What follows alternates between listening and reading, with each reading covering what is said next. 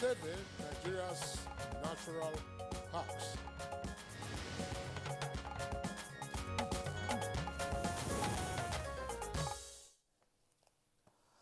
It is an established fact that Nigeria is blessed with rich and unique array of ecosystems and the great variety of the wild fauna as well as beautiful flora, cutting across the climatic variation from the north to the south.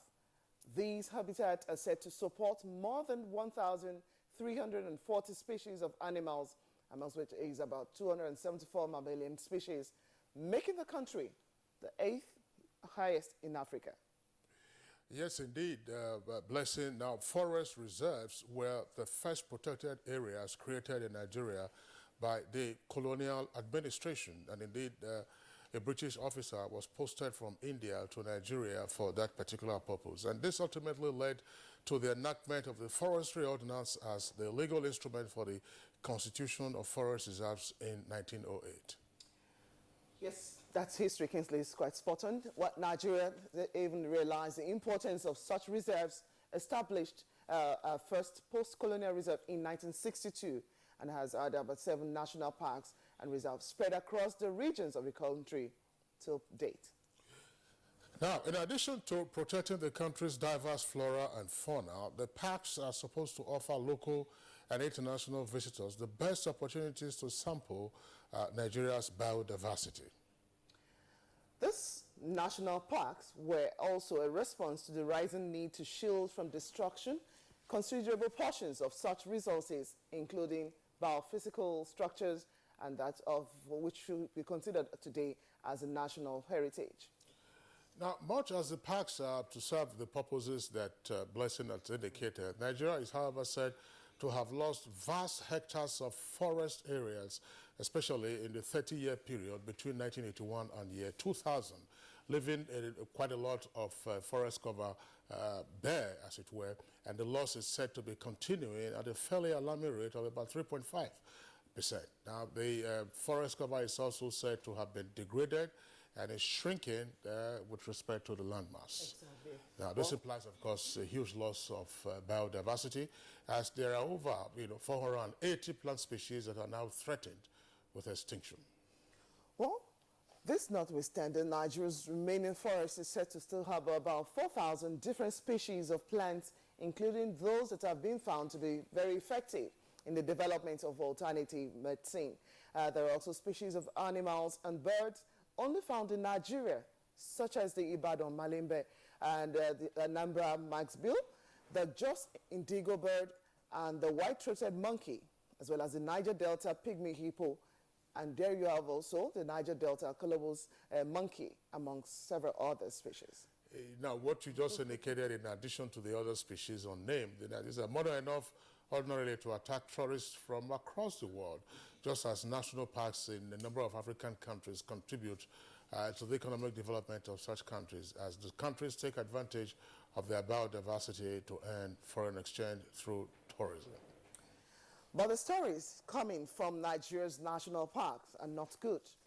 Bad infrastructure, underfunding, poor maintenance. Kingsley talked about the issue of degradation earlier on, poaching, encroachment into some of these reserves, as well as bush burning and deforestation, as well as hideouts for bandits and insurgents. If you recall, part of known as Sambisa today, supposed to be a place that could have been used at some of these great potentials, but some criminal-minded people actually overtook that plan. Well, how can such national parks or forest reserve be harnessed to be viable, especially a time like this when the country is diversifying from the monoproduct economy? Where will the agencies responsible start from? At least they should start from somewhere. That's correct. That's correct, Blessed. There's no doubt about that. You have huge problems, and of course the problems are indicated by the simple fact that we appear not to be paying sufficient attention to Nigeria's national parks and reserves. Yes. Well, these are some of the questions that we'll be posing to our guests as soon as they join us in the discussion segment on Good Morning Nigeria for today. Welcome to the program. My name is Blessing Abu. You're watching this program live on the network service of the Nigerian Television Authority, and it's Africa's largest TV network. I'm Kingsley Osadolo. I join Blessing also welcoming you to the program, in the course of which we shall have our regular companion segments, and these include business, newspaper review, and others. Now we're going over straight to the newsroom, and Anne Jibuno has the news for us. Hi, Anne. Hello, Kingsley and Blessing. Good morning. Here's the news. Acting President Yemi Osinbajo has made a case for the international community to take another look at the legal instruments and conventions that govern warfare and conflicts in view of the brutal operations of terrorists and insurgents around the world. Speaking at an audience with the United Nations Security Council visitation team to the Lake Chad Basin region, the acting president said far-reaching measures have to be taken to deal with these individuals according to the law. Nigeria, he said, will progressively review the rules of engagement by not only the military, but also across the nation's security system, taking into cognizance human rights issues. The acting president, however, called for more assistance in the area of humanitarian response to the challenges which he described as massive. Foreign Affairs Minister Geoffrey Onyema described the meeting as fruitful. Very good point.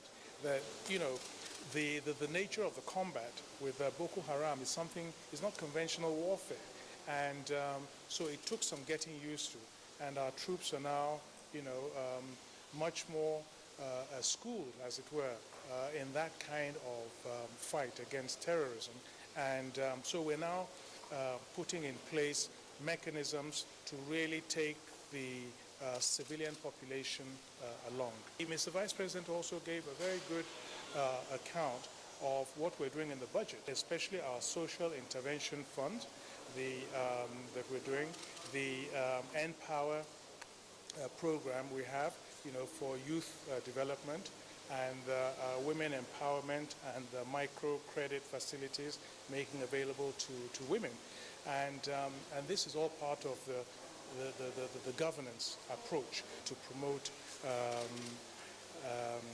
the economy of the northeast of the country. Ambassador Matthew Rycroft, who led the delegation comprising all the 5 permanent members of the UN Security Council, praised the federal government for its handling of the humanitarian challenge in the northeast, but called for a long-term development outlook in the region. This, he said, is to address issues of good governance, human rights, education, job creation, and economic revival.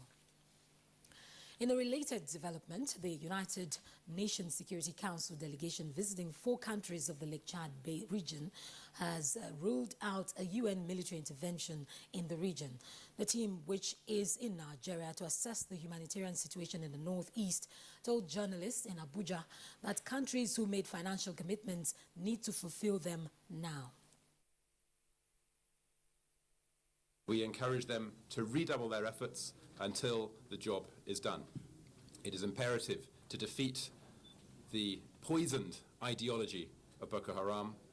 We are looking at this fund as an opportunity to reach out to the private sector to contribute to the humanitarian response in northeast Nigeria.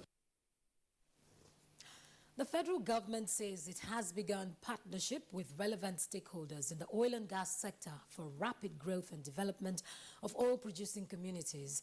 Acting President Professor Yemi Osinbajo stated this at a meeting with oil-producing communities in Benin, the Edo state capital.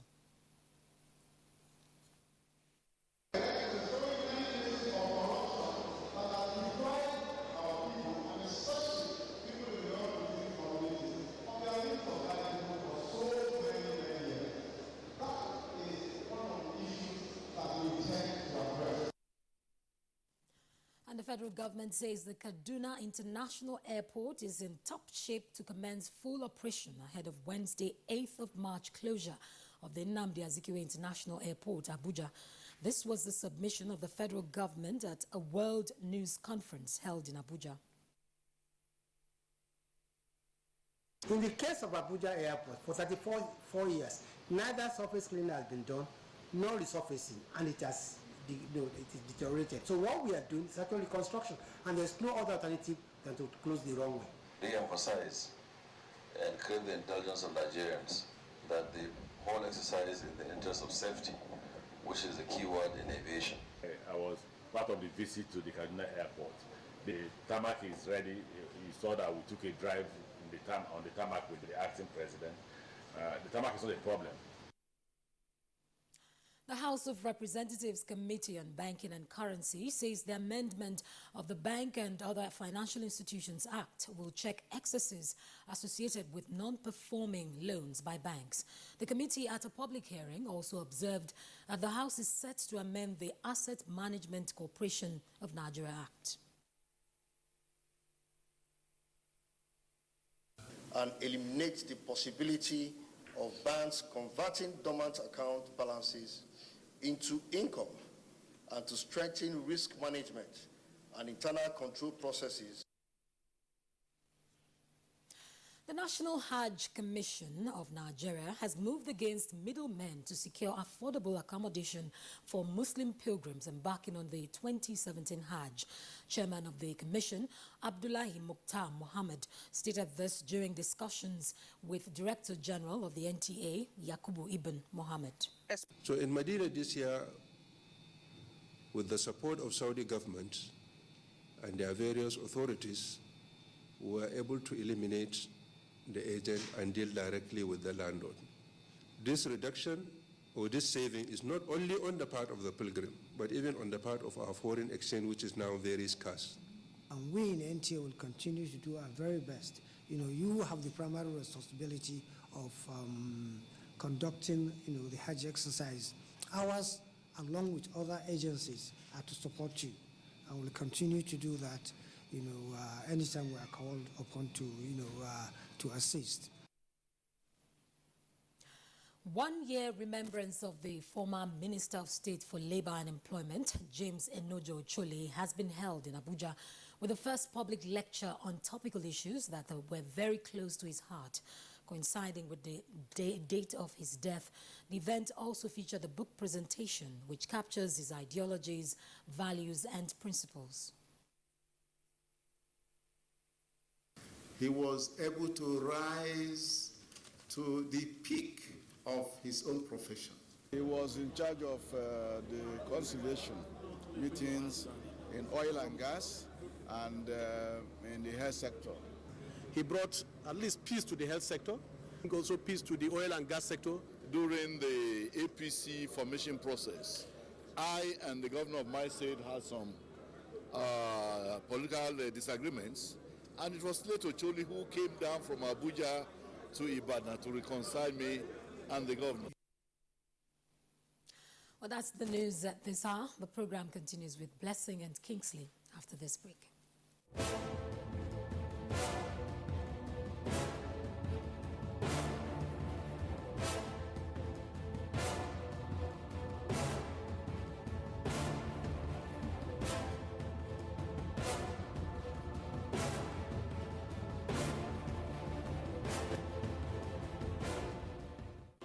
If you hear a bomb explosion or gunshots of an active shooter, that might be a terror attack.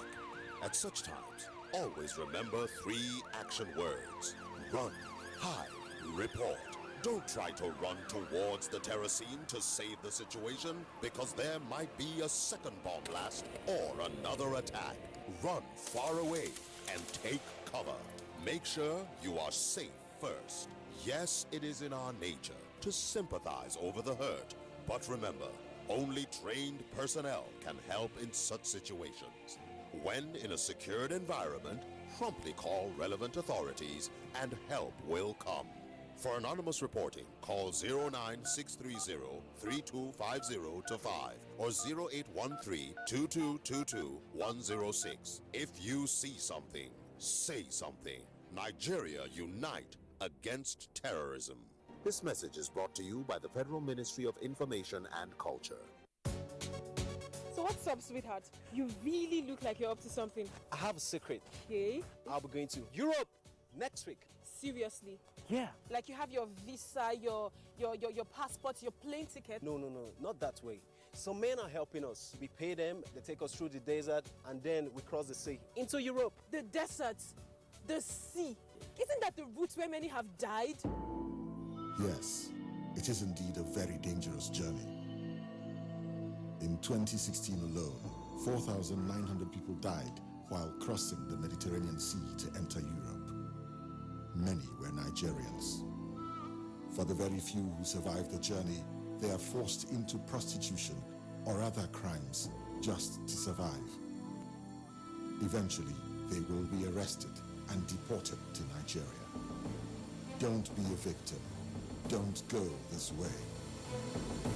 This is a public service announcement brought to you by NTA.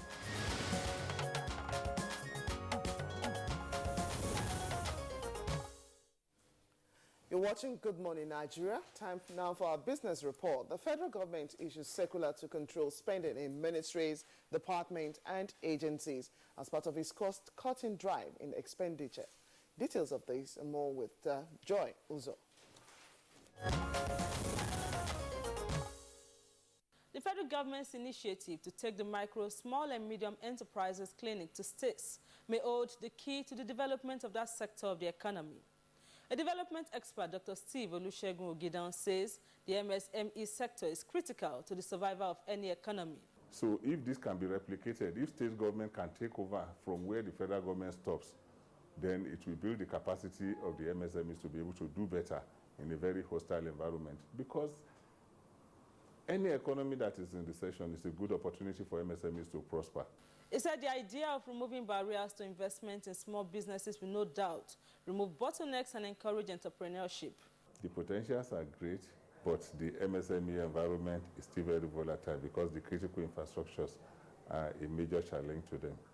Ogidan noted that access to credit remains key and that policies must be directed to address this fundamental issue that has depressed the potentials of micro, small and medium enterprises in the country. It was a disappointing outing for investors in the Nigerian Stock Exchange Monday as stocks bled on the floor of the Nigerian Stock Exchange. The all-share index slid by 1.72%. Next is a graphic summary.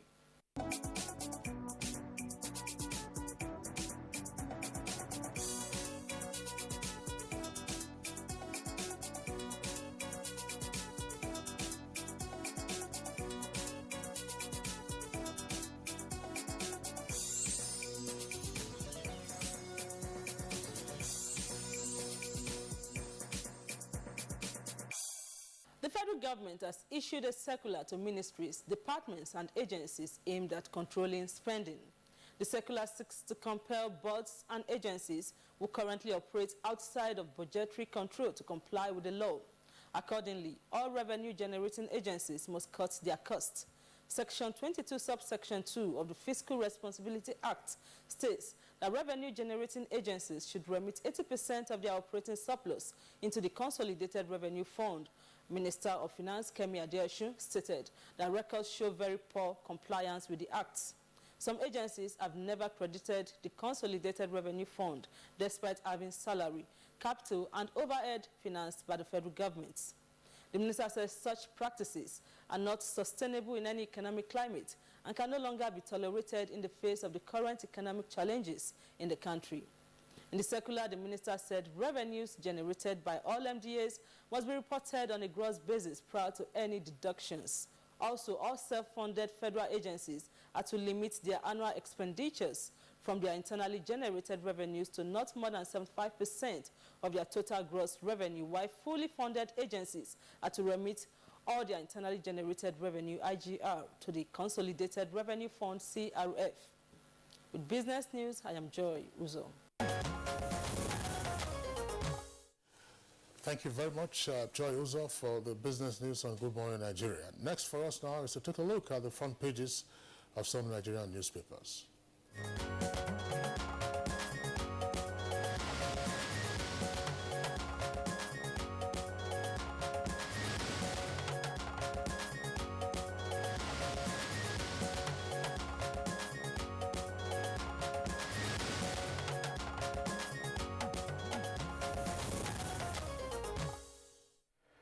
Welcome, Bayo Atoyebi, to the studio again this morning. Good morning to you, Bayo. Morning, Blessing. Good morning, Kingsley, and good morning, Nigeria. Okay. All right, Bayo, I'd like to have you join us again today. Let's begin by taking a look at the front page of the Daily Trust. The lead story of Daily Trust is similar to that also of Blueprint. And it says with a kicker, fraud How court handed Ngilari 5-year jail term. Details of the story, of course, are there on the front page, and then jump to page 5. Similarly, for Blueprint, it says, with a kicker, anti-graft war, jinx broken as ex-Adamawa governor Ngilari goes to jail. With a rider, court acquits former SSG and commissioner. Details of the story can be found on page 6. So Ngilari, of course, Blueprint spells it with a single G, but Daily Trust spells it with a double G. Ngilari, 5-year jail term, and that's coming from Adamawa. Now, below the nameplate of Daily Trust, Abuja airport closure. The mobile tower leaves for Kaduna tonight. Mobile tower leaves for Kaduna tonight. And then below the photograph on the front page of Daily Trust, you have a window of 3 headlines. Presidency asks Nigerians to postpone U.S. trips. That's on page 3 in greater detail. And 37,000 applicants besiege Kaduna for Air Force recruitments. That's on page 6. And man who sat on tortif stool bags 4 years in prison. That's a very swift one. All right, before Bayo comes in, let's take a look at the front page of the New Telegraph. The aspect about the closure of the Abuja airport is just above the nameplate. At last, federal government closes Abuja airport, plans to ease passengers' flights. With a rider, only Ethiopian airline to fly Kaduna airport. That story starts right there but continues on page 4. And still looking at other business of national importance, businessmen plot to abort Lagos takeover of National Stadium. That's what you find on page 37. Kidnappers go after police, abduct DPO in Delta, female cop in Ogu, and also demand 5 million naira from DPO for her release. That's the leading story for New Telegraph. That's when you find that on page 2. The photograph you have there is that of Elba of Benin, and also the acting president, Professor Yemi Osinbajo, Minister of State for Petroleum Resources, Dr. Ebekachuku, and Edo State Governor, Mr. Godwin Obaseki, during the acting president's visit to Benin. Nigerian pilgrims pray for Buhari in Israel with a rider president's phone call disrupts stakeholders meeting. That story find on page 4. Quickly now. Right. Yes, let's start with the President Muhammadu Buhari's phone call. Yes, yesterday, while the acting president was waiting to address a town hall meeting in Benin City, he had a 3-minute telephone conversation with President Muhammadu Buhari. President Muhammadu Buhari also called former head of state, General Yakubu Gowon. This time it was to commiserate with the former head of state the death of her younger sister, Martha Kande Audu. The president urged the Gowon family to take solace in her worthy and exemplary life. Martha Kande, fondly called Auntie by all of us at NTA Kaduna, was the first female voice on the radio television Kaduna when it opened in 1962. With a very friendly, jovial, and unassuming disposition. He was Martha Kande Gowon, and when he got married to James Audu, became Martha Kande Audu. Like President Muhammadu Buhari said, she lived a life that pleases her creator and benefited humanity. All of us who caught our broadcasting teeth at RTK and now NTA Kaduna do mourn the passing away of Auntie. Another renowned journalist, former managing director of Daily Times, Shuaibu Adinoyi Onukaba Ojo, is dead. He was coming away after the inauguration of the Obasanjo Presidential Library.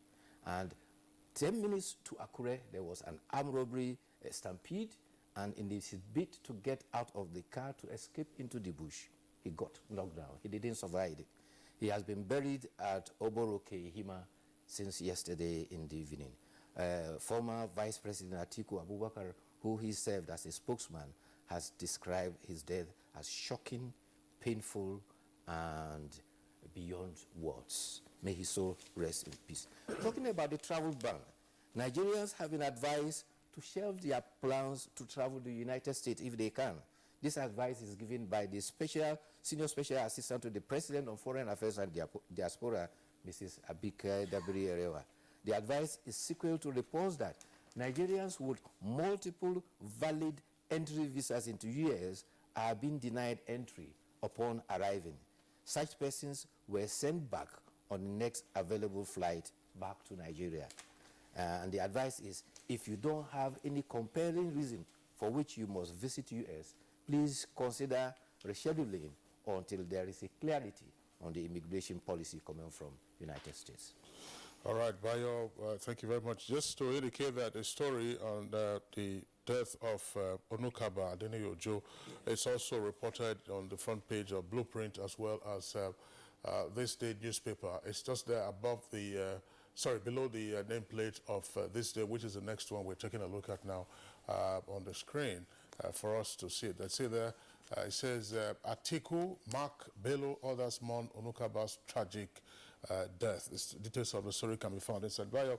In addition, of course, to he being the managing director of Daily Times, this was from 1999. He was indeed the Guardian's first aviation correspondent, where he distinguished himself. He had a number of exclusive front pages and incisive features that he wrote until 1989 when he moved over to the U.S. for graduate studies. He eventually earned a doctorate degree. Yes. Youth service in 1983 at Radio Nigeria. He started his journalism career at The Guardian. He had quick opportunities, and he was quite, he was described as a detribalized Nigeria. Absolutely. We lost another I also general. had the privilege for one of the programs, one of the tertiary institutions, where he lectured or took up some lecture, and I was privileged to be under his tutelage as well.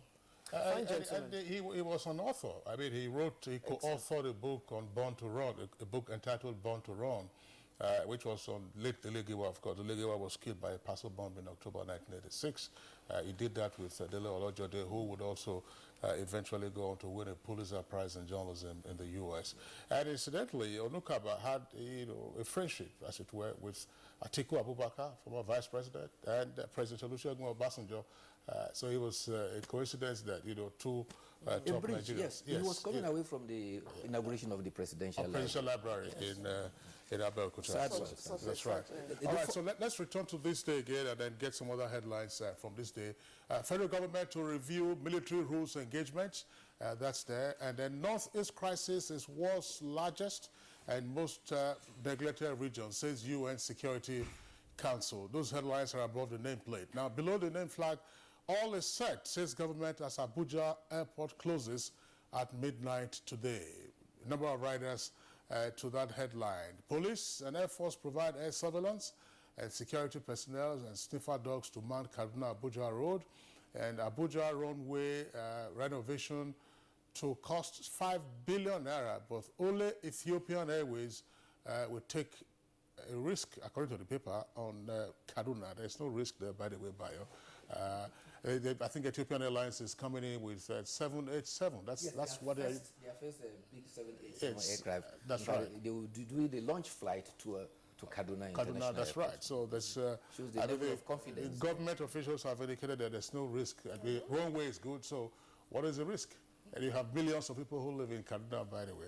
So those are the headlines from this day. I think it is the inconvenience of the elite have to endure for the period of 6 weeks to move either by train or by road before they will board their flag at Kaduna. Other than that, I don't see any risk. Let's quickly look at the story that Kingsley read.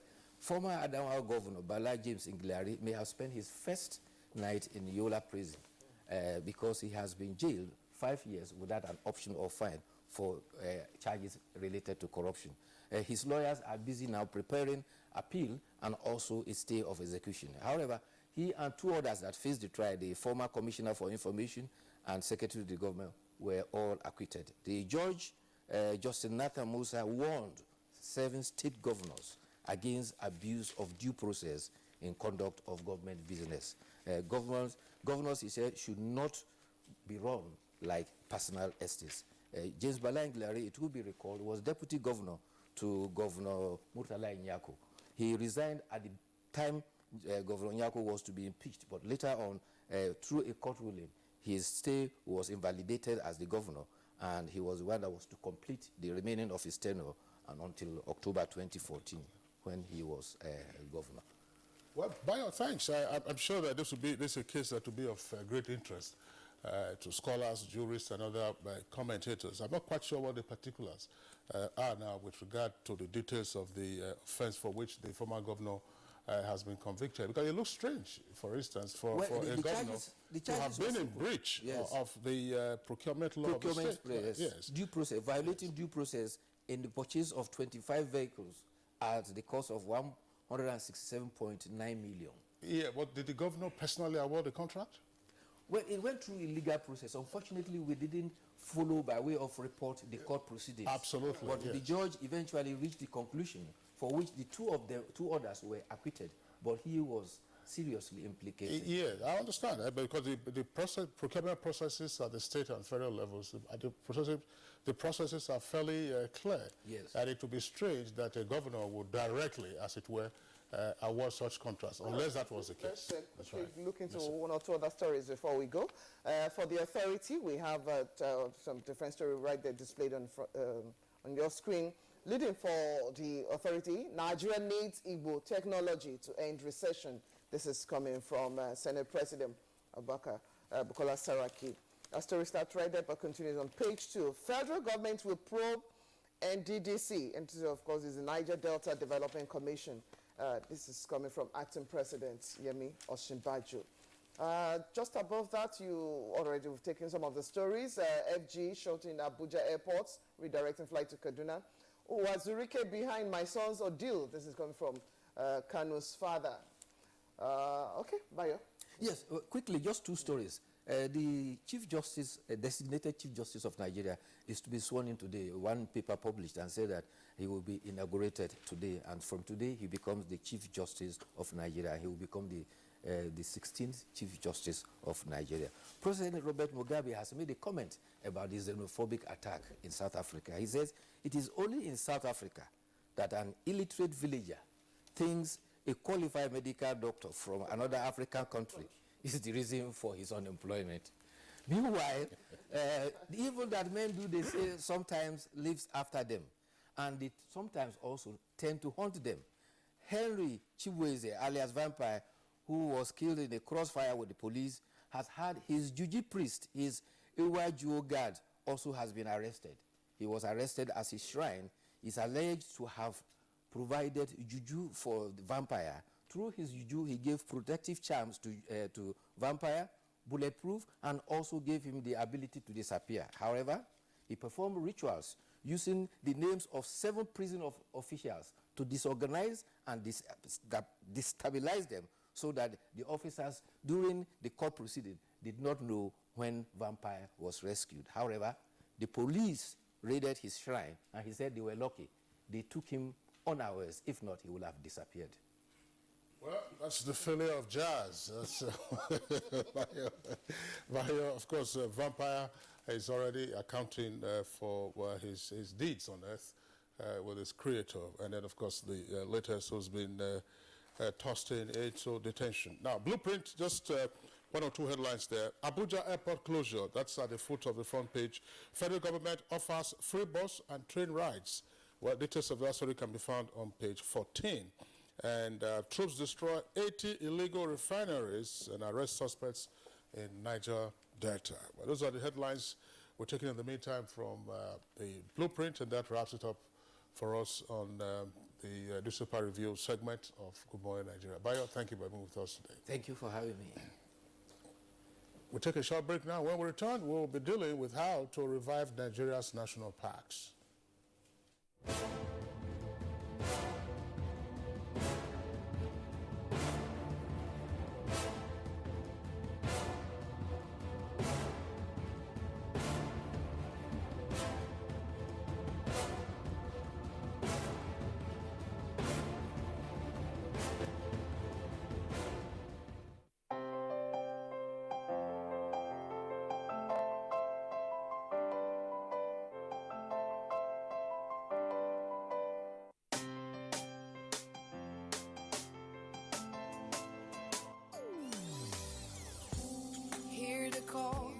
Call of change, stand up, Nigeria.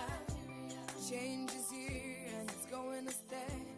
Change begins with you. Oh yeah, make we go.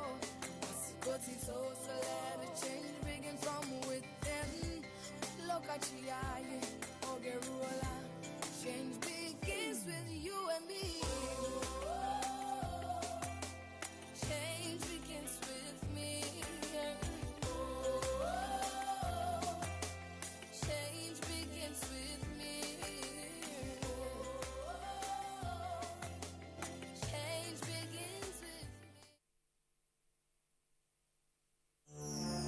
Ogenekume Pila Egona was just 6 years old. She was diagnosed with cancer of the bone.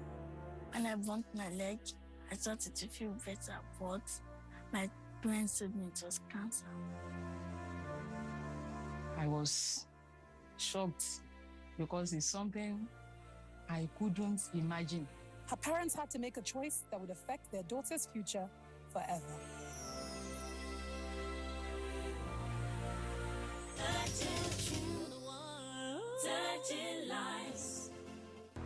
NTA Properties Investment Company Limited, a subsidiary of the Nigerian Television Authority, specializes in creating comfort in all areas of life, such as real estate investments, that is, land, houses, and office spaces, mass leasing, savings and loan scheme, household items and car loans, and so much more.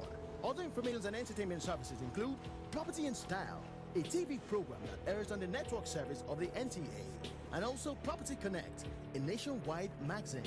Our priority is to bridge poverty gaps and sustain quality welfare of our clients. Partner with us and watch us help you grow. Pay us a visit today at the NTA headquarters permanent site, Area 11 Gariki, Abuja, or our Lagos office at number 15 Awolowo Road, Ikoyi, Lagos. For more information, visit our website on www.ntaproperties.com.ng, or you can email us on ntapic2000@yahoo.com. Call us on 080-2316-3474 or 080-6939-5185 or 070-3189-0555. NTA Properties Investment Company Limited, the much needed help at your doorstep.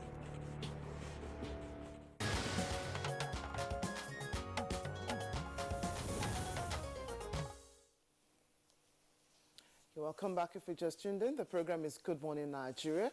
And to set the ball rolling for our discussion on reviving the national parks this morning is this background report by Timothy Yusuf. The first national park was established in 1872 at Yellowstone in the United States of America. Since then, many more national parks have been created all over the world. Eastern and Southern Africa countries established their national parks in the 1920s and 1930s. And these, many believe, have been very successful as they attract thousands of tourists and rake in millions of dollars in foreign exchange for the countries.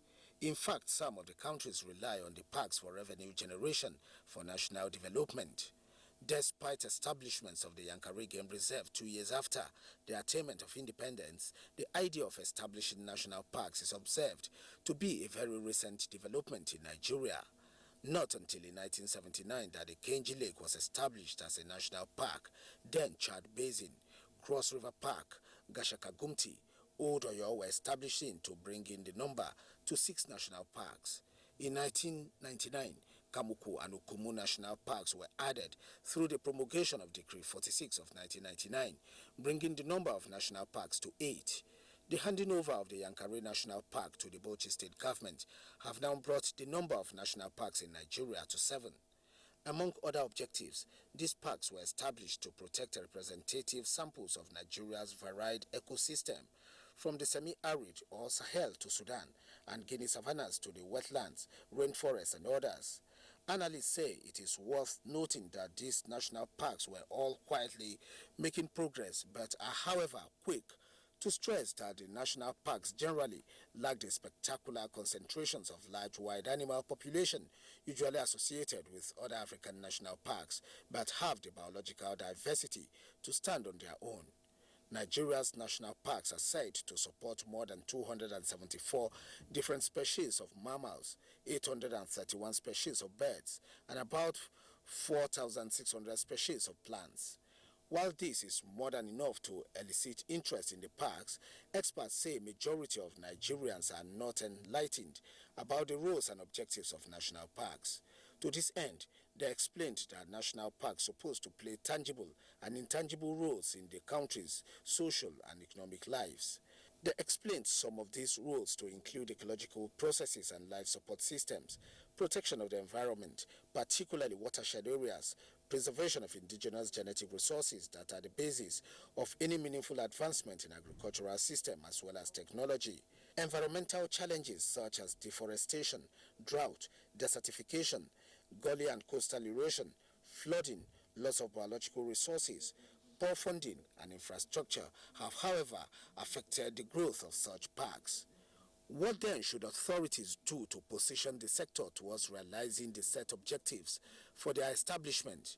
Why has there been little or no efforts to enlighten the populace on the importance of such parks? How can Nigeria harness the potentials of such parks to promote tourism and diversify the country's source of foreign income? These are what guests on Good Morning Nigeria will discuss shortly. All right, we have guests with us here already in the Abuja studios, and first we'd like to welcome Dr. Agbola Okeyoyin. He's the Assistant Conservator General of the National Parks Service. Dr. Okeyoyin, a pleasure to have you join us on Good Morning Nigeria. Good morning, Kingsley. Good morning, Blessing. Viewers at home, good morning. And then we also have with us in the studios an environmental lawyer, Okoye Obodo Obla. He's here with us in the studios. Good morning. Okay. And Blessing? Yes, well, so joining us from Jos, that's our Jos studio, because in Plateau State, Professor Georgina Samuel Wansat. Professor Wansat is the Dean Faculty of Natural Sciences, University of Jos. Professor Wansat, thank you very much for joining us on the program this morning. Thank you. Good morning. Good morning to you. Okay, well, I think Kingston will start off right from here before we go back. That's right. We'll probably be joined by another guest or two in the course of the conversation once we're able to establish the appropriate links. But let's begin with the Assistant Conservator General of the National Park Service. Our background report gave a broad sweep of the purposes for the establishment and utility of the nation's parks. But exactly what is the state of Nigeria's national parks as of today? Well, let me begin by defining what national park is. What national park is. National park, as defined by IUCN, is a fairly large area of land or sea being managed by the highest competent authority of the nation for protection, management, and conservation of flora and fauna resources, archaeological resources, historical monuments, and so on and so forth, for education, for research, for posterity, for religious purposes, for economic reason. So this is the definition of national park. And as the background documentary that we all watch have shown, we have 7 of such sites in Nigeria. We have Old Oyo National Park in Oyo State, Cross River National Park in Cross River State, Kamuku National Park in Kaduna State, Okomu National Park in Edo State, Gasaka Gumti National Park in Adamawa and Taraba State, Kainji Lake National Park in Niger and Kwara State, and lastly you have Chad Basin National Park, which is located between Borno and Yobe State. So now to your question, the position where they are now. In all these national parks, we have infrastructure facilities that can cater for tourists. In all these national parks, we have research centers that can cater for students and researchers who may want to carry out research. In all these national parks, we have the resources, the flora and the fauna. But the challenges are there. So don't let me go to challenges now. So basically, this is the position where we have. The 7 national parks are in place. They are being managed by competent managers. We have park rangers for all these protected area. And we are trying our best to make sure that we conserve the resources there for the present generation while they maintain their potential for generation yet unborn. When you say that this is the current status of the national parks, yes, available resources you have indicated, resources are also there for research purposes and so on and so forth. Exactly what is playing out in the parks? Do you have infrastructure, for instance, to cater to the needs of tourists? Do you have, adequate protection for visitors to the parks? Is there security? Is there safety? Do you have infrastructure that will take you to the parks, the roads and so on? Well, let me start by answering the one on the infrastructure. In Kainji Lake National Park, we have 49 chalets that can accommodate tourists. Functional. Without bed bugs and so on? Yes. Okay. In Old Oyo National Park, we have facilities. In Cross River National Park at Erukut Camp, we have facilities. In Gashaka Gumti National Park, we have facilities. We have about 32 rooms. But the question is, are they in the right position for particularly Nigerian tourists? Because they are different between the Nigerian tourists and international tourists. The international tourists, when they come, they accept what we have. They agree with the level of the development. They are happy with the facilities there because they are not looking for five-star hotel. They are not looking for water beds. They are not looking for CNN or whatever. But Nigerian tourists, their own needs is different from international tourists.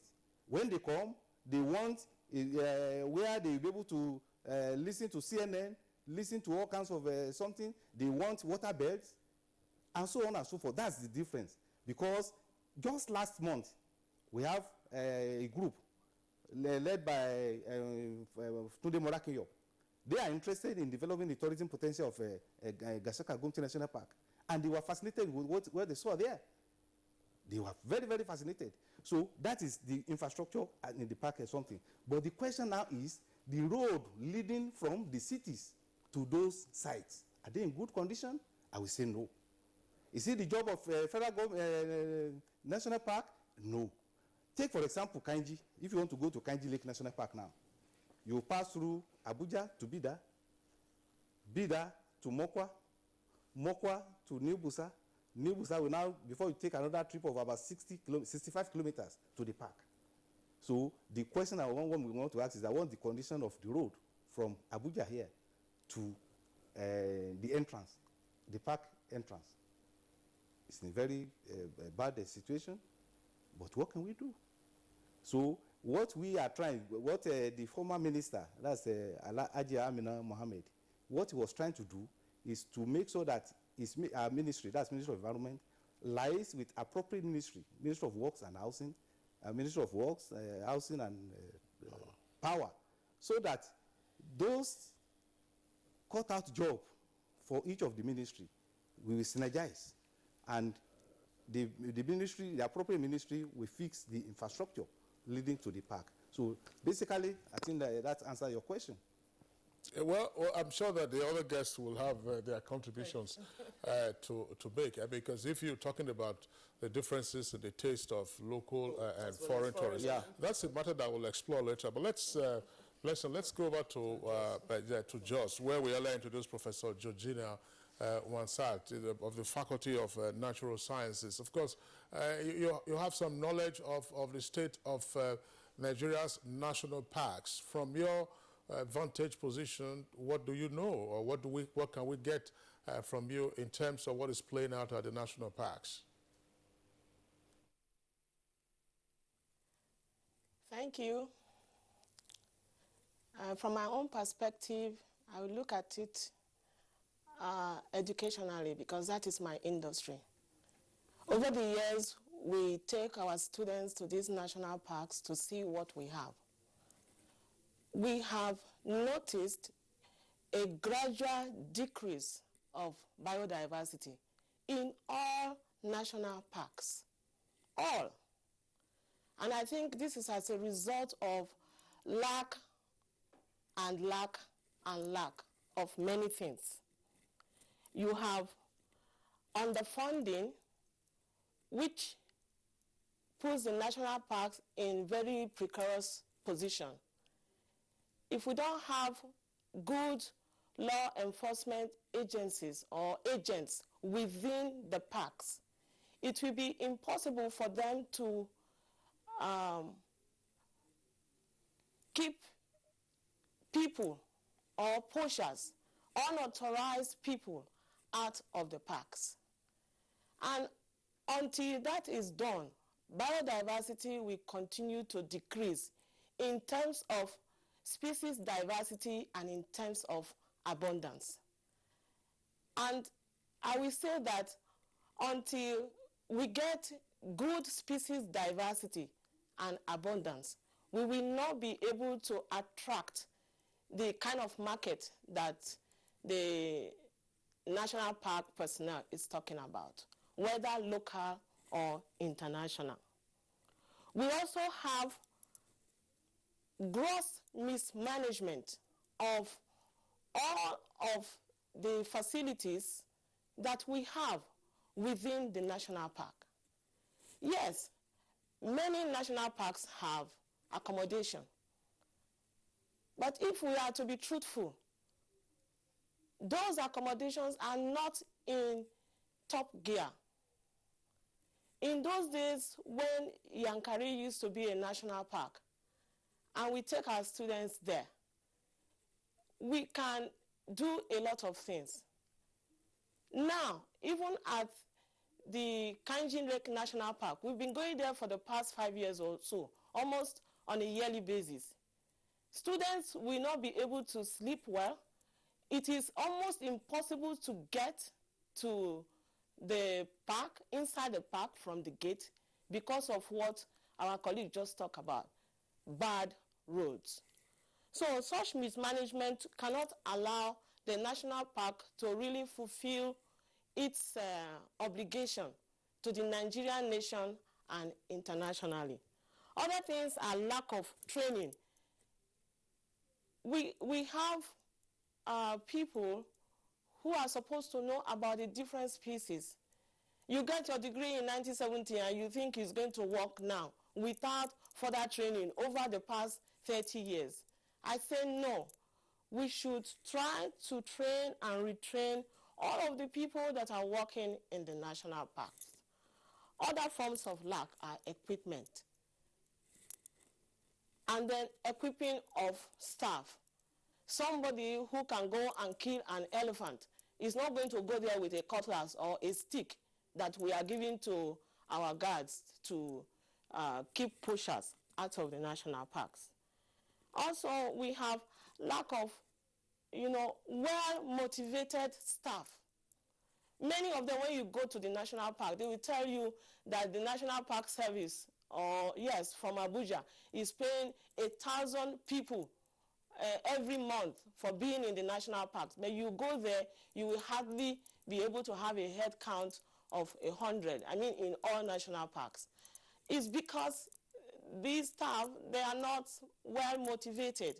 We need to motivate them because they are staying in places that civilization really don't get there. They are with the bush and the animals, so they should be well motivated. Last but not the least that I have here is the lack of the business mind of the Nigerian government towards the national parks.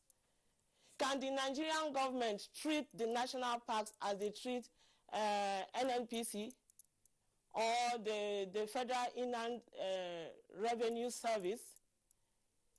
Those parastatals get a lot of attention in terms of funding and the ear of the powers that be.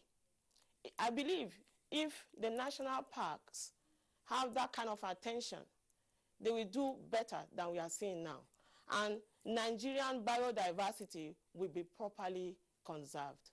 Thank you. Professor Wansat, you listed some other parastatals ministries that are actually maybe bringing on so much for the government of the day or for the nation. Now, would you take time to actually take a look at how this natural ecosystem is helping to enhance the ecological process and even life support generally? Perhaps if we take it from there, we might need to know how important this natural ecosystem are to us. Okay, I will start by saying that our holy book says, let everything that has breath praise the Lord. Every creature, whether it's an animal or a plant, is important. If we cease to look at God's creation as just for our use, I mean the human beings' use, and not that every creature should be given an equal right to live on the earth, we will continue to sing this tune of biodiversity loss. Biodiversity contributes a lot to the weather, whether it is rainfall or humidity or the visibility in the country. We need all of these animals to contribute to ecosystem functioning. Because if you don't have a plant, you will not be, if you don't have a plant in abundance, you will not have the animal that feeds on that plant in abundance. And we know that the food chains are interconnected. So the protection of biodiversity by all in every ecological zone in the country will help us to maintain a protected environment. And I think if we maintain a protected environment, the environment is good and we are having we are not being sick as a result of the environment, we can interest people to come to the national parks locally and internationally, and you'll be able to get the kind of money you are getting from oil, which even now we are not getting enough. All right, Professor Wansat, thank you very much. Again, we'll come back to you later on in the course of the conversation. Earlier, we introduced Obono Obla, who is an environmental lawyer. Let's get your perspective on this. Are we paying sufficient attention to the national parks that we have, or we are just indifferent? I think we are totally and completely indifferent. A lot of Nigerians do not even know what national park is all about. They think national park is going to the motor park.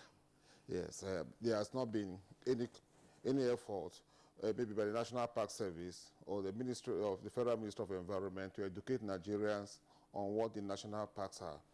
The national parks are very important. They are also a component part of the national security system. For instance, some of the parks straddle the boundary between Nigeria and other countries. Lake Chad, is in the boundary between Nigeria, Niger, Chad, Then Cross-River National Park, Cameroon, and Nigeria. Even to a small extent, the Kayanje National Park is Benin Republic.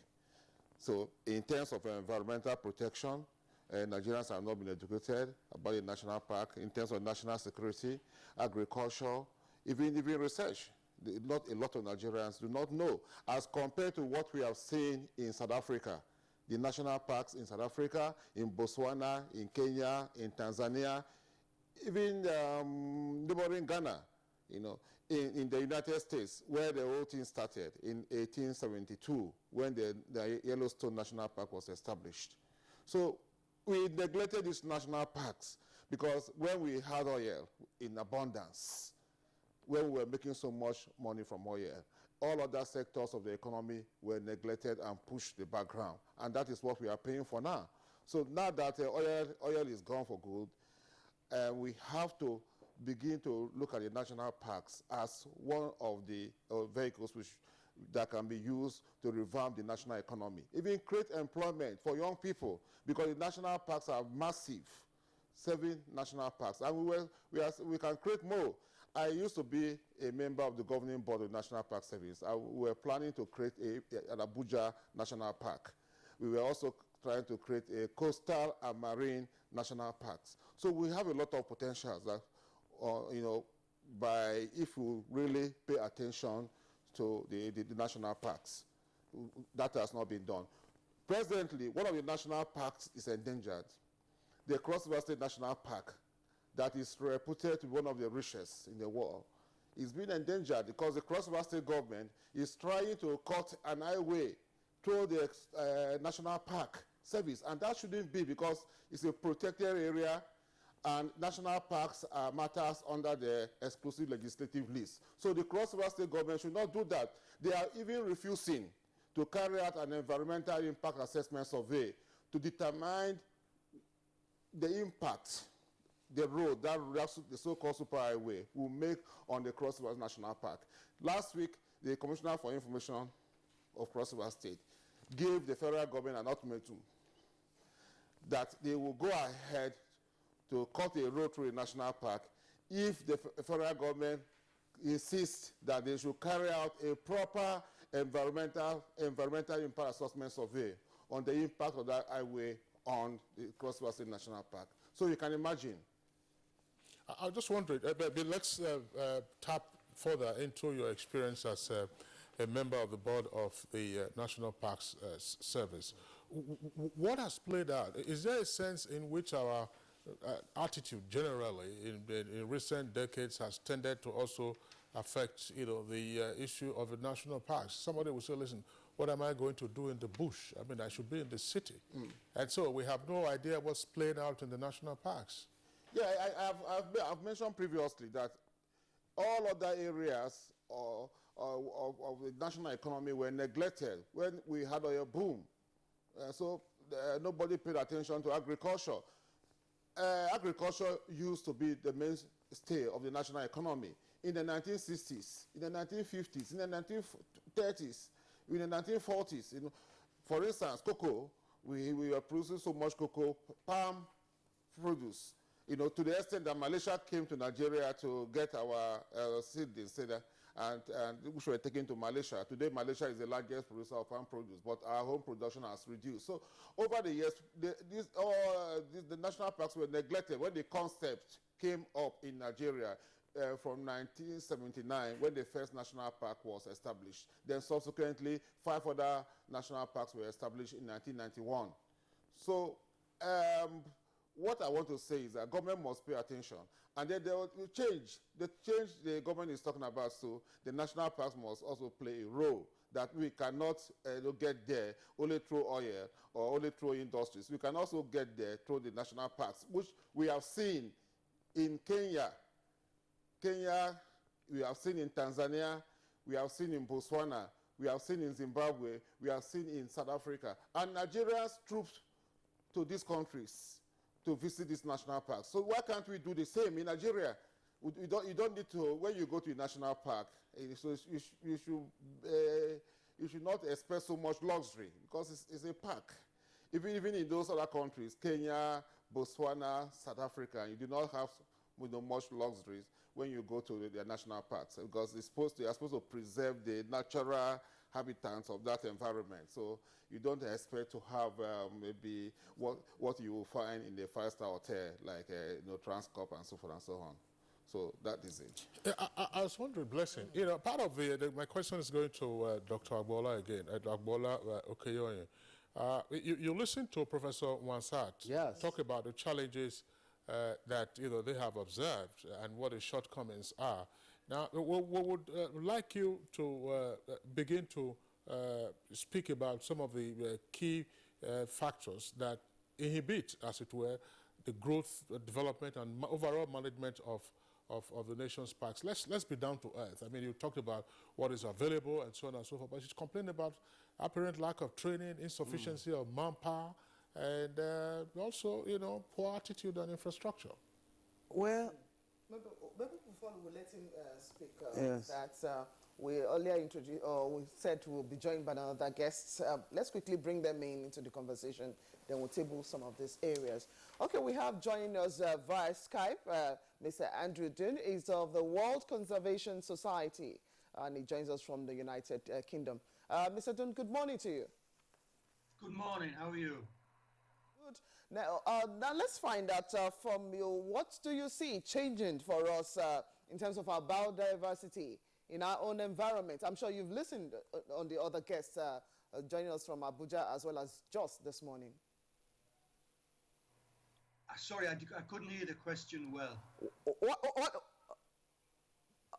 for our own national park, I'm sure you've listened on the other guests who have spoken since the program started. Now, what do you think? What do you make of our own means of protecting and preserving our own national parks? Thank you. Yes, Nigeria's national parks could be world class. We have elephants, we've got lions and gorillas. But we've also, in the parks, we've got a lot of high levels of hunting. So some of the parks have lost a lot of animals. So I've heard other guests compare Nigeria's parks to East Africa and Southern Africa. But if you go to those national parks, you see animals very easily. But in Nigeria, as we know, bushmeat is very popular. There's a lot of hunting. The laws are not enforced. So if you go to national parks, to me, it's not even a question of infrastructure. It's a level of protection. So if hunting levels are high, the animals have been hunted and eaten, and then a tourist goes to a national park, he doesn't see the animals or she doesn't see the animals, and then they become frustrated and they think then the national parks are not working. But the national parks have been underfunded since their creation. They have sufficient numbers of staff, but it's common to go to a national park in Nigeria and they don't have vehicles, they don't have uniforms, they don't have firearms, so some rangers have been killed. And in Nigeria, as we know, we also have problems with illegal livestock grazing. There are no grazing reserves in Nigeria, so when the Fulani in the dry season are looking for grazing for their livestock, they have no option but to enter a national park. So some national parks can become like grazing reserves. And when the rangers try to arrest that situation, they've been killed, they've been attacked with machetes. So it's quite a serious problem, but it's a protection problem, not an infrastructure problem as I see it. Okay, Mr. John, well, we'll get back to you in the course of the discussion. We also have joining us in the Abuja studio, Kingsley. That's right. We have Dr. Assam. Dr. Assam, of course, is a doctor of veterinary medicine and also a wildlife clinician. That's what we have here. Dr. Assam, it's our pleasure to have you join us on Good Morning Nigeria. Thank you. Okay. Well, let's before we pop our first question to you, Dr. Assam, I would like to return to Dr. Okeyoye. Some of the challenges that have been indicated would certainly indicate that our national parks are currently at subpar level. Well, let me respond quickly to the intervention made by a professor from University of Jos about the training needs of staff, and as there's no adequate training for staff. Well, I don't know where she got that information, but to the best of my knowledge, national parks, we train our staff. Even last year, we trained close to 200 staff on paramilitary. We asked the army to come and train our staff on how to combat insurgency, on how to combat illegal activities inside the national park. So we are training our staff, but the level may not be enough as maybe we are not sending them to university. But what we think our staff need now is technical know-how on how to manage the national parks. Then about the tourism facilities, let's be frank to ourselves. Kenya, Tanzania, Zimbabwe, and Botswana we are talking about, and all over the world, issue of tourism, not even only ecotourism, is private sector driven. It's private sector driven. Federal government has put in place all those conservation enclaves, the 7 national parks this time around. What are our private people doing to come and invest in the ecotourism component of the national park? So let us leave the area of protection to the federal government. Let private people come and invest in our national parks. If you go to Kenya, that is what is happening there. If you go to Tanzania, if you go to South Africa, that's what is happening here. But in Nigeria, our private sector, even if they come, they will want government again to give them money. So unless and until private people invest in the ecotourism component of national park, we may not get to anywhere. But thank God, the BP, that's a Bureau of Public Enterprise, they stepped into the occasion about 3-4 years ago, and they asked a consultant to go around and assess the level of infrastructure, the facilities that we have in these national parks, and see how we can prioritize the giving out of this concession of these parks to private people. So the process is still on. And as I said, just 2 weeks ago, a private investor came into Nigeria and he said he wants to invest in the ecotourism component of Gasaka-Gumti National Park. If that happens and other investors, private investors in Nigeria, key into that, honestly speaking, in the next 4 or 5 years, what we are talking now, there will be change. There will be proper change. So basically, what we need is private sector. Because the way we are managing our parks now, our rangers, our wardens, they are the ones going out to control illegal activities, don't hunt, don't cut timbers, don't do what's going on. Again, we are the one producing souvenirs. We are the one taking care of tourists when they come in terms of feeding. Those ones are supposed to be given out to private people. The documentary that you saw at the beginning of this is something I produced it when I was in Gasaka. That's supposed not to be my business. Private are also supposed to invest in that. That is what is happening in those countries we talk about.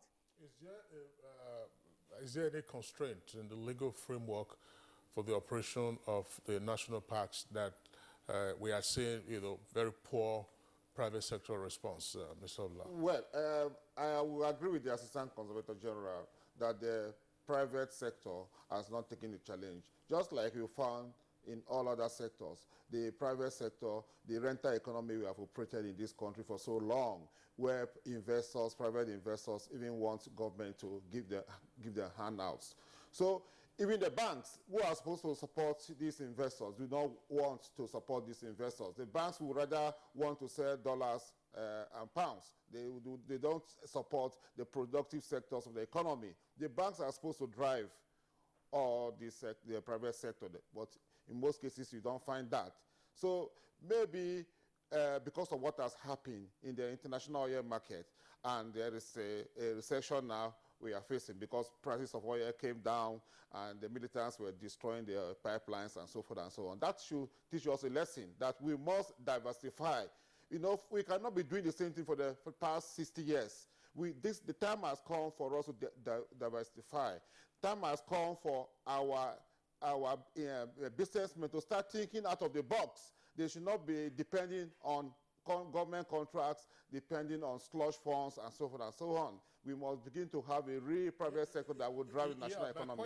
My question is, before the private sector can step in, I mean, they will be concerned about the policy environment. They will also be concerned about the legal framework that will govern their investment if they get in. Yes.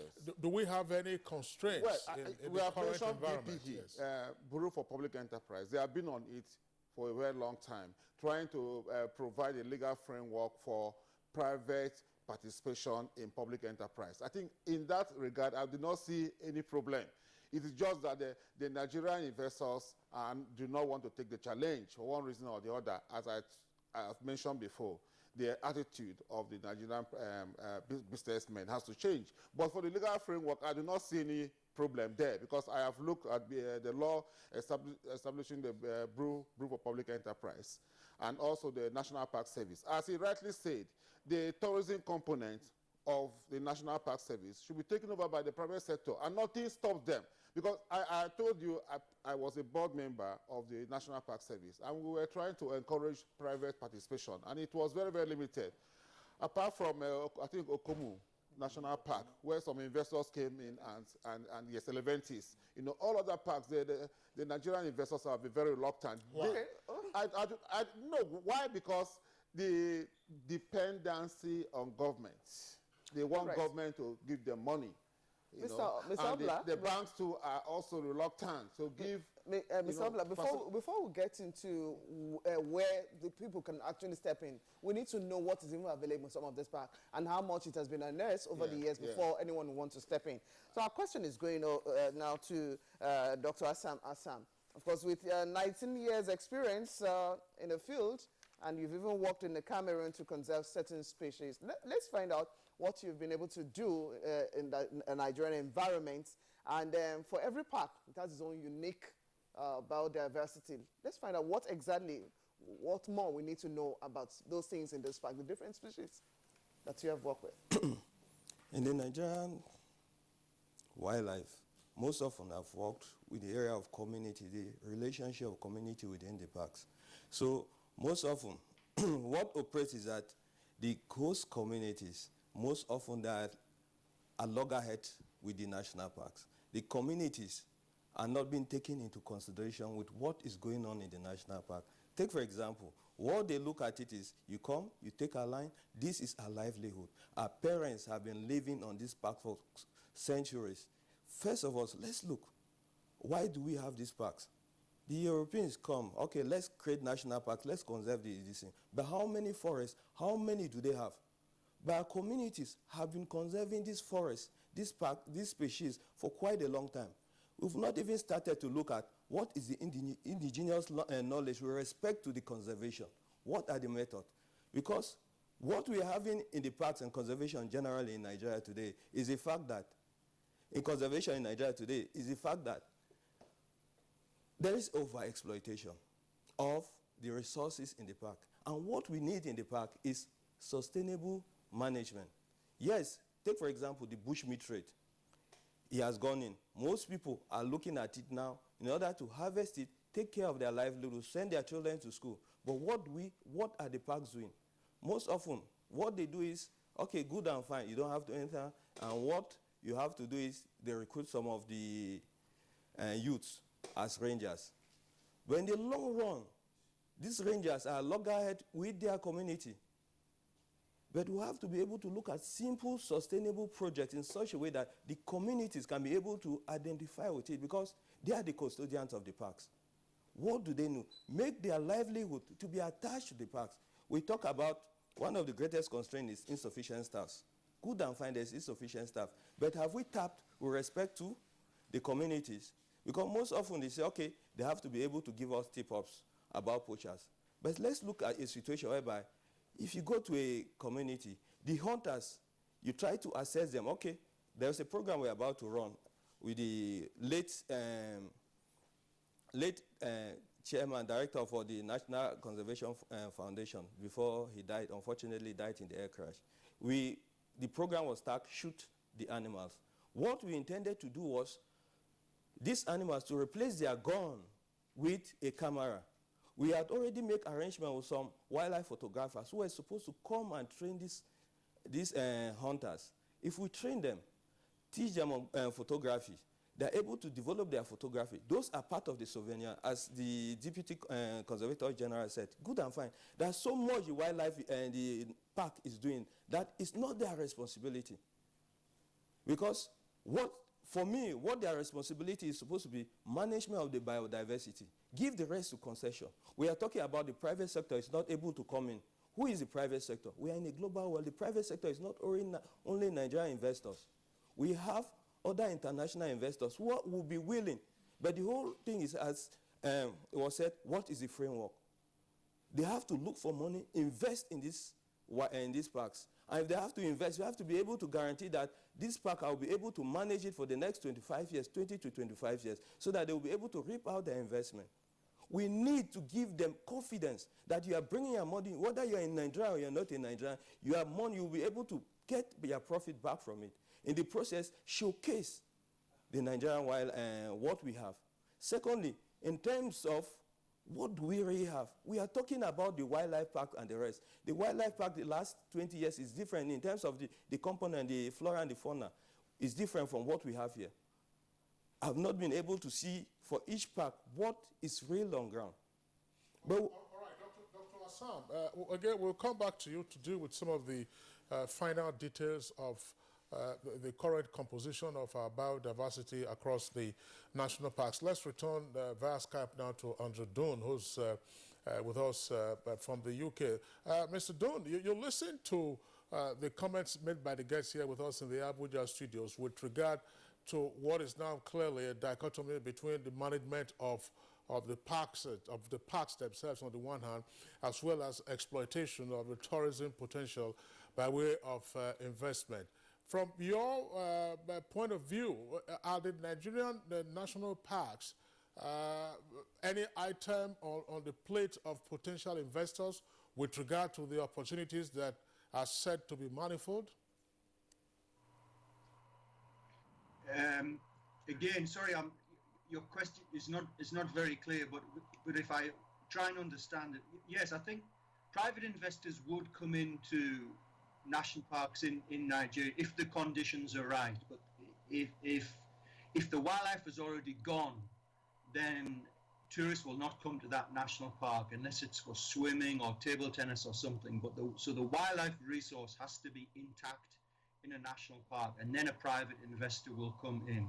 So it comes back to my earlier point, really, that national parks have got to be well protected. We have to offer tourists some opportunities to see animals, whether it's elephants or lions. That's the foundation of a successful national park, whether it's in Nigeria or South Africa. And the issue of livelihoods also, that's also important. But there's a lot of expectations from communities surrounding national parks that it's the responsibility of the national park to provide those alternative livelihoods or roads. And that's always been very difficult since national parks were created, because it comes down to a funding issue and perhaps an issue of lack of coordination between different ministries. So if there are communities around a park that needs a health clinic or a road, that should not be the responsibility of the National Park Service. That should be Ministry of Health or Ministry of Agriculture should be brought in to try and improve or make agriculture more sustainable. So there was a lot of burden, a lot of responsibility placed on the National Park Service, unrealistically from communities, and it struggled to meet those demands. I'm just wondering, Mr. Doon, again, still with you. You are saying that first we have to have the thriving flora and fauna before investors can see opportunities there. From your vantage point, do you think that we still have the flora and fauna in abundance in our parks, or they've been decimated? Thanks. Perhaps not in abundance, but certainly I think a lot of Nigerians will be surprised to hear that we still have lions in Nigeria. There's a national park and one game reserve in Abuja that still have lions. We still have elephants. We have cross-river gorillas. That's the most endangered subspecies of gorilla in Africa. We've got a lot of biodiversity in Nigeria that's not found anywhere else. It's quite a unique country, Nigeria. There's a high population density and a high level of threat, but at the same time, the levels of biodiversity are very high. But the abundance perhaps is what is perhaps a constraining factor, limiting factor. Not always tourists want to go just to see birds or butterflies or frogs, but it's the abundance of the large animals which have been hunted out for bushmeat in a lot of cases, which is the issue. All right, thank you very much again. We'll come back to you. To go back again to Professor Georgina Wansat at Just Network Studios. Professor Wansat, how are we doing with regard to conservation and management? I would like you to take this question against the background of the points articulated by Dr. Assam, that there appears to be a neglect of the hosts and indigenous communities to the proper conservation and management of our national parks. Are there also cultural practices, such as our farming habits, either shifting cultivation and then, of course, uncontrolled poaching, that have endangered significantly the wildlife in our various parks? Thank you. The host communities around national parks are very important to the upkeep of the national park. If they are not properly settled or educated about the importance of having a national park, it will be difficult for us to achieve our primary aim. I will give you an example. The AP Leventis Ornithological Research Institute, that is an institute overseeing the Amuron Forest Reserve, I was the pioneer director, along with NCF, the Nigerian Conservation Foundation. We put in place a management plan that involved the host community right from the onset in 2001.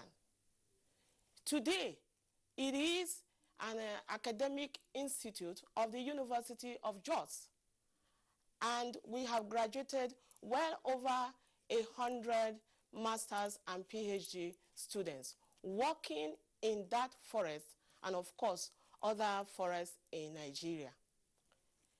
We have not had any problem with the host community because they are part of management. They are part of the management plan.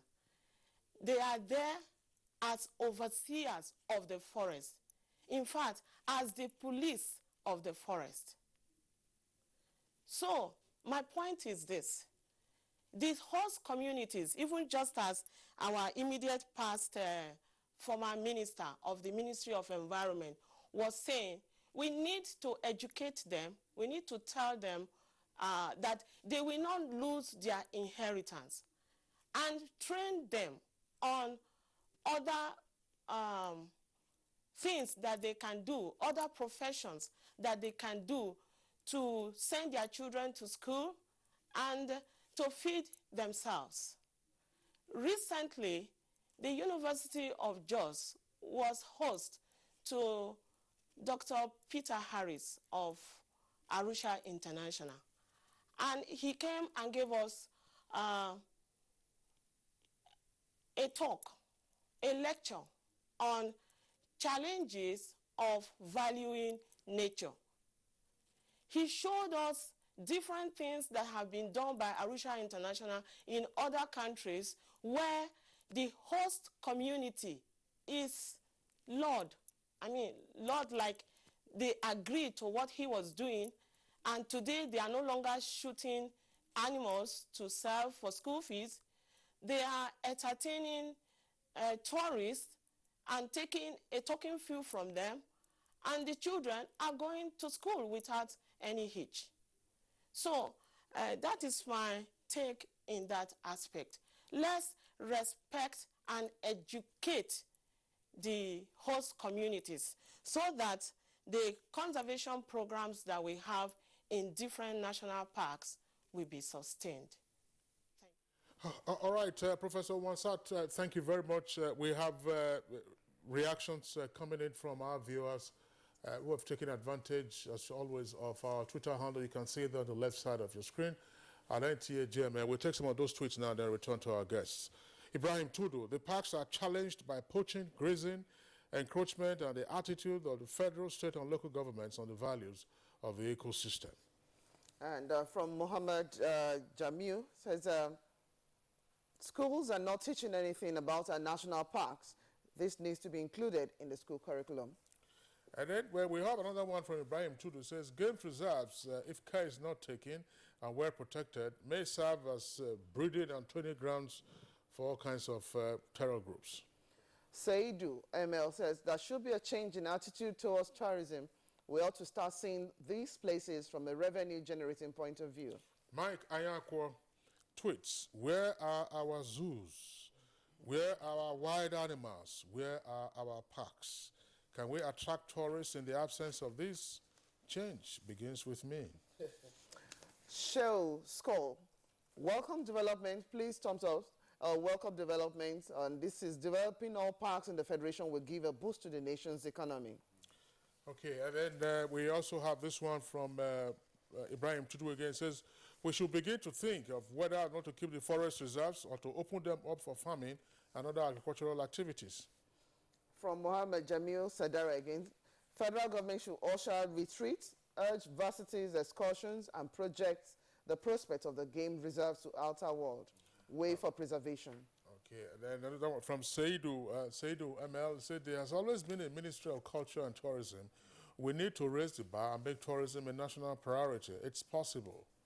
From Innocent Yawal James, preserving national park is preserving biodiversity and microbes. Harnessing its potential through research is an enormous value. And then Sadara has this tweet. Is there, or better still, can there be a dedicated website where one can check it and see at a glance our national parks? From Festus Akimboyewa, government at all levels should allow professionals who have passion, initiative, and creativity to run our national parks. All right, those are the tweets that we have in the meantime. We'll take a short break now. When we return, we'll continue with the conversation. Originally, I just carry myself like this. I don't turn agent. Why has one of the world's friendliest occupations become such a nightmare in the hands of some people? You be talk of town. Say now you be the latest agent with day in town now. Why has the circle of lies become the smartest thing? You will give me 3 bay first. That one for consultation fee. Here. You'll give me another 2 bay. Now finding fee with the column. Here. You'll give me 1K. Are we going for excursion? That one for the excursion fee. You too sharp. Professor John Bull, this week's episode of your rib-cracking comedy, Estate Agent. Come on, this thing with me like shrine address for inside my hotel. The person where they teach me this job, the person you all know. You all what? You all pass me? Your president is Tasso Rock. Now I'm by him. And showing at 8:30 p.m. every Tuesday and Friday on NTA Network International and Star Times. Over and out. Brought to you by Glow. Welcome to the new speed of life.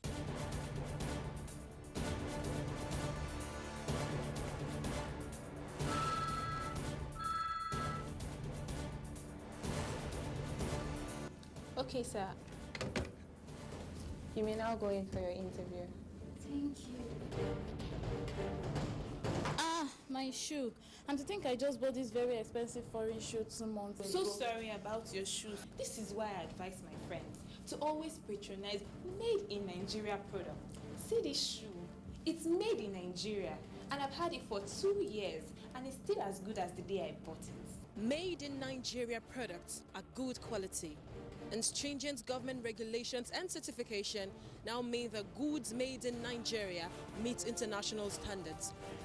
Make the patriotic choice today. Buy right. Buy Made in Nigeria. This is a public service announcement brought to you by NTA.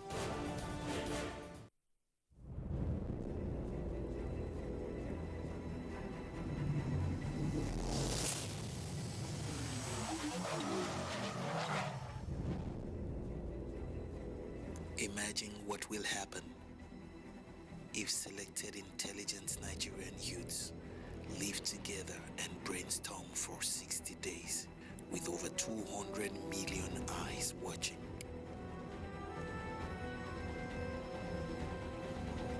Get ready, Nigeria. Something big is coming.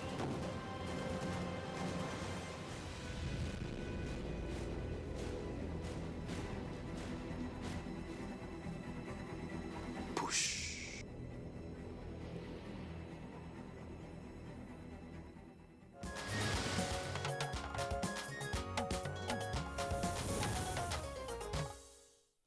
All right, welcome back. And it's still Good Morning Nigeria, reaching you live on Africa's largest television network, that's the Nigerian Television Authority. We're discussing how to revive Nigeria's national parks. We still have all our guests with us here in the Abuja studios, as well as a guest from the UK via Skype, and that's the Jos Network Center. Very quickly, Dr. Okeyoye, that's the Assistant Conservator General of the National Park Service. There was a tweet that came in asking whether you have information online pertaining to the national parks. In addition to that, do we have a proper delineation of the parks as well as access? Now, in responding to that, bear in mind the comment made by Andrew Dunn a moment ago that there appears to be no coordination amongst otherwise relevant MDAs. Well, let me respond to the question of the man that tweeted that about the access to information. We have our website. The website is www.nigerianparkservice.org.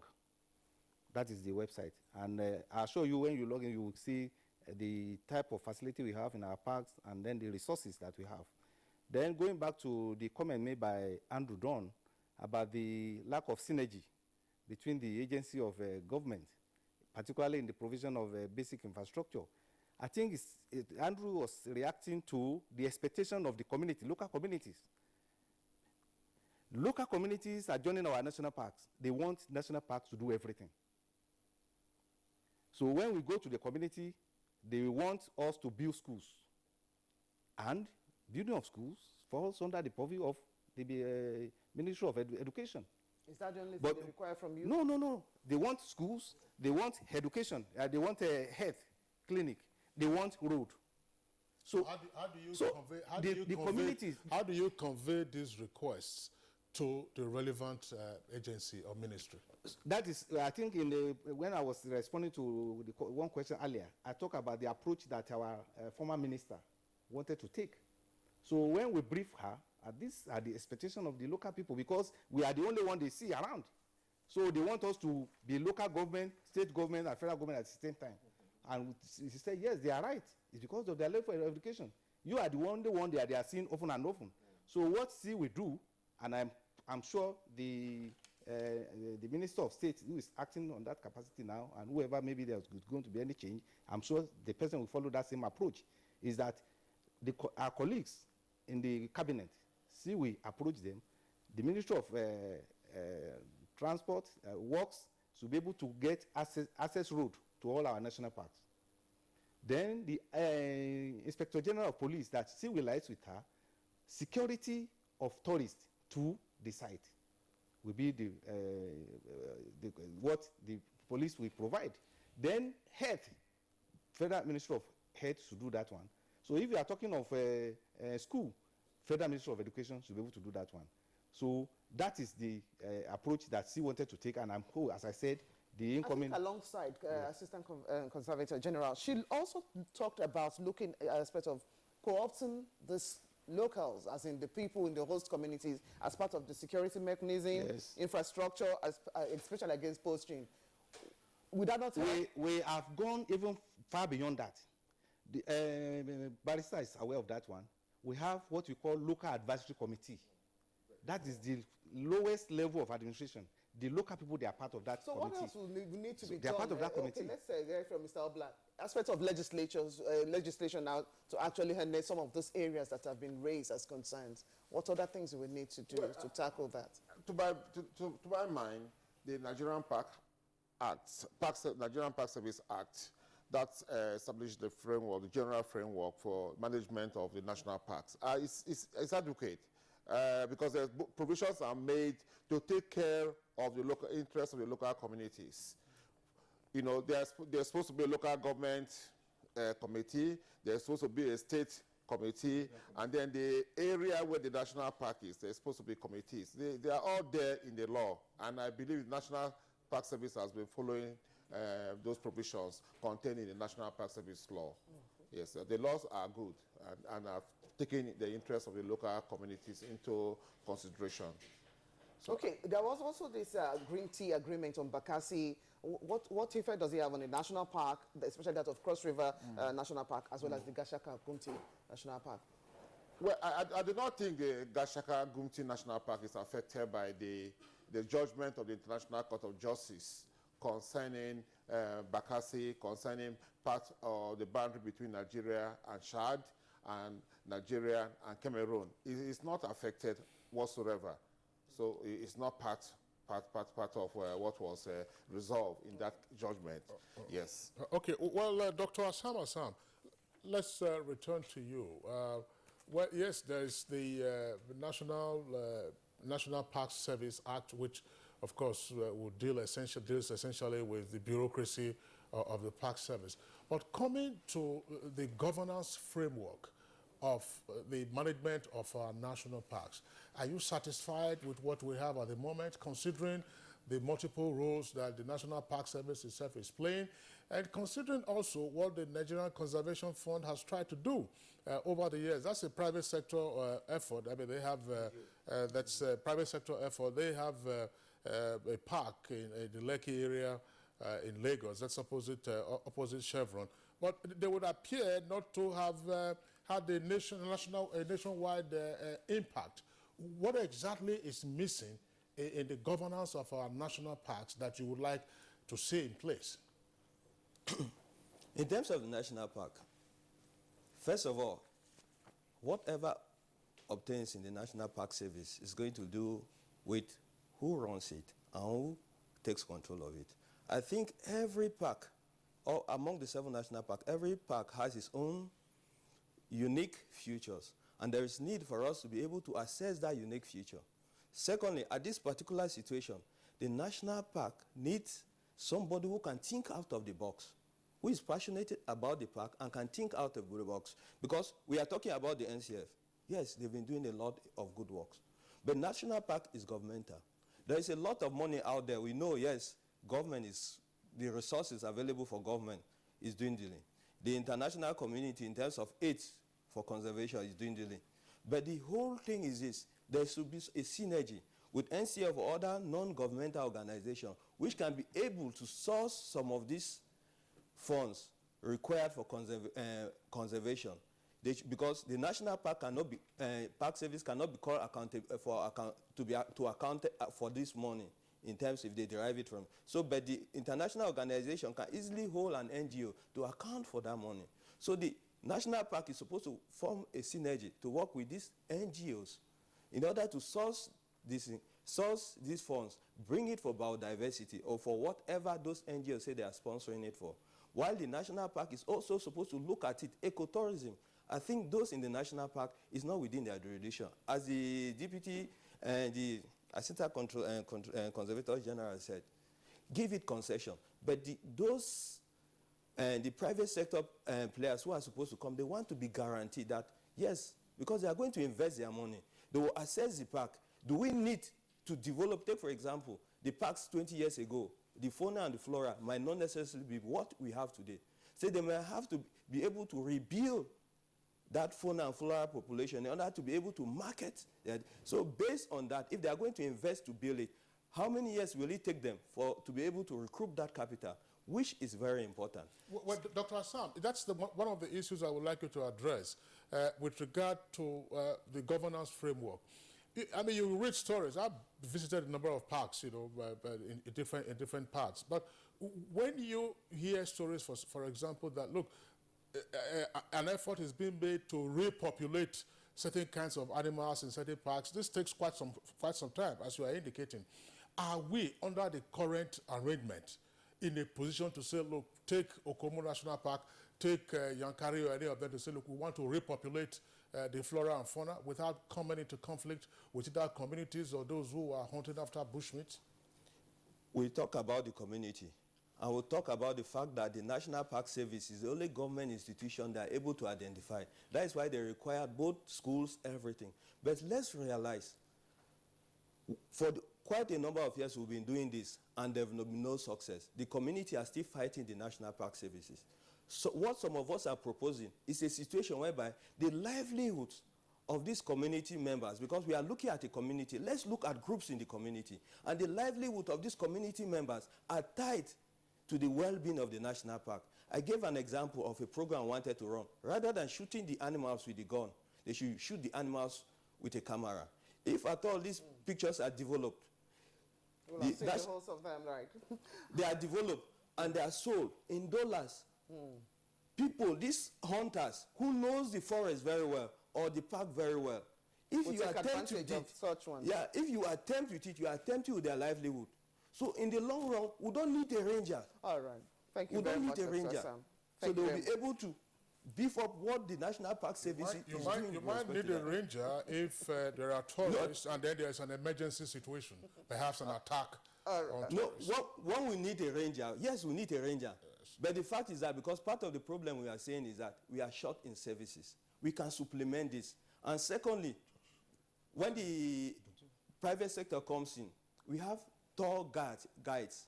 Dr. Sam, thank you very much. Let's have the closing remarks from the other guest. Mr. June, if you're still there now, so much has been said all morning. Let's take a look at other useful tools that you would advocate in raising awareness and push and the push for urgent action. Nigerian forest cover is said to be down by 4% or even less. What other useful tool would you advocate? I mean, the main tool for a national park is a ranger. So I disagree with the last guest. Without rangers, the national parks are nothing. So we need to support our rangers with better training, better equipment, better allowances, better salaries. So if we don't have good rangers, motivated rangers, committed rangers, you can forget the national park. So please, I urge federal and state government to support the rangers of national parks and the forest reserves. It's not just national parks where we have wildlife. In some states, in Afi Mountain Wildlife Sanctuary in Cross River State, Yankari Game Reserve in Bauchi State are also extremely important sites. So it's not just national parks.